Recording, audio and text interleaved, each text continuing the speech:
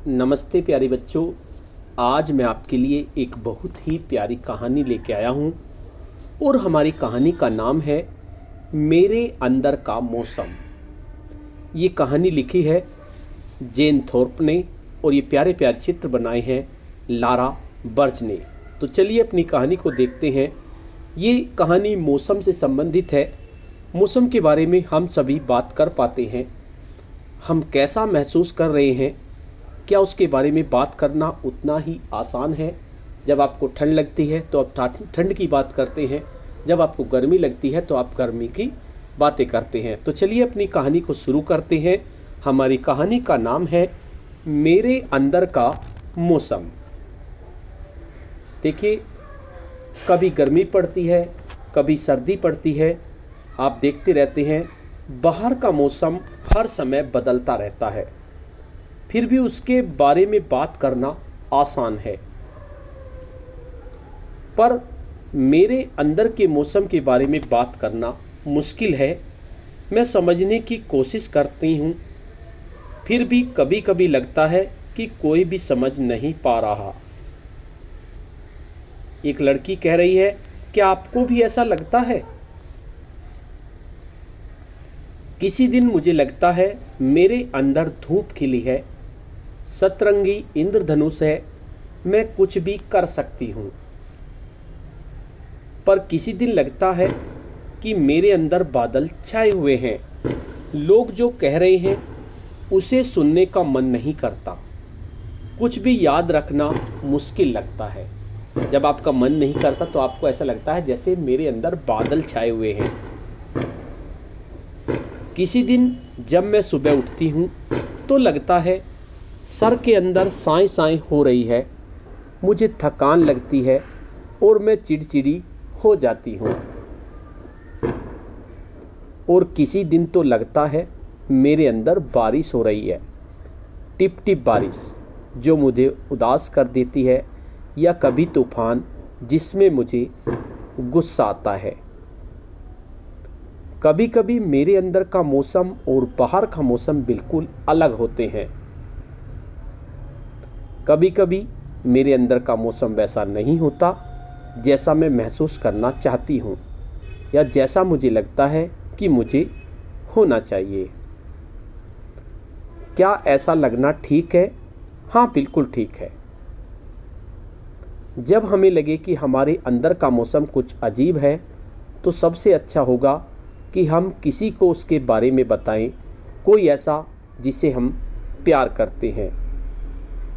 उसका भी अंदर का मौसम होता है और वो हमारी बात ज़रूर समझ लेंगे। तो बच्चों, देखा आपके अंदर का मौसम कैसा है? आप अपने साथियों को बताइए, क्योंकि आपको भी कभी गुस्सा आता है, कभी खुशी महसूस होती है, कभी आप उदास होते हैं। तो जो आपके अंदर का मौसम होता है उसके बारे में उनसे बातें करें जिनको आप सबसे ज़्यादा प्यार करते हैं। अगर आपको गुस्सा आ रहा है तो भी बताएं, क्योंकि वो भी आपके अंदर का मौसम है। अगर आप उदास हैं तो वो भी आपके अंदर का मौसम है, उसको भी उनको बताएं जिनको आप प्यार करते हैं। अब बातचीत करते हैं इस कहानी पर। हम सभी के मन में कुछ ऐसी जटिल भावनाएं होती हैं जो अलग अलग समय हमारे अंदर चलती रहती हैं। बच्चों के साथ भी ऐसा ही होता है। वो भी निराश, उत्साहित, बेचैन, उदास, ईर्ष्यालु, भयभीत, चिंतित, क्रोधित और शर्मिंदा होते हैं। हालांकि किसी की भावनाओं के बारे में बात करना और सही शब्दावली में ये बता पाना कि हम कैसा महसूस कर रहे हैं हमेशा आसान नहीं होता। मेरे अंदर का मौसम दिल को छू लेने वाली एक कहानी है जो मौसम के साथ तुलना करते हुए हमारे अंदर चल रही अलग अलग तरह की भावनाओं के बारे में बात करती है।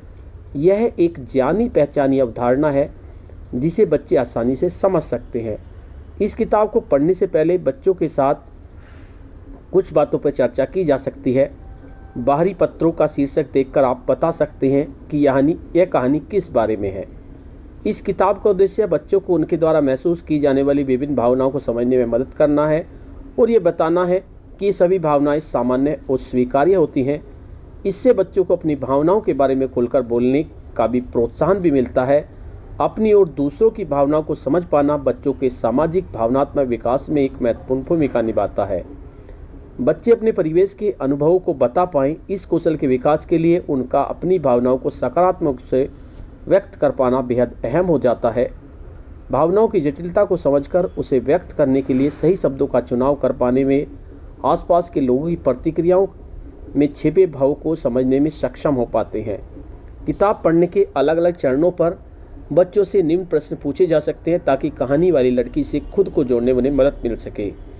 क्या आपकी भावनाएं भी मौसम की तरह बदलती हैं? अगर हाँ, तो कैसे? क्या जैसा आप महसूस करते हैं बाहर का मौसम भी वैसा ही होता है? क्या मौसम के साथ आपका मिजाज भी बदलता रहता है? जब थोड़ा अजीब महसूस करते हैं तो क्या करते हैं?